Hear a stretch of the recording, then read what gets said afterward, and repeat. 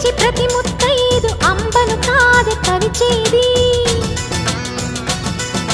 తన మదిలోని కలకలనన్ని అమ్మలకేగ తెలిపేది నెలతలే లేకుంటే దేవుడికి వెలగేది భక్తులే రాకుంటే గుడికి ఇక వెలుగేది దయతోటి కుంకుమ పూలు అక్షింతలు మనమంతా ఇవ్వాలి తన తాళి నిలపాలి తాళి కాచి ముత్తైదా ఎల్లమ్మ ఎల్లమ్మ పోదామా ఎల్లమ్మ ముసురు కాచి ముత్తైదా నూకమ్మ నూకమ్మ రావే చెల్లి నూకమ్మ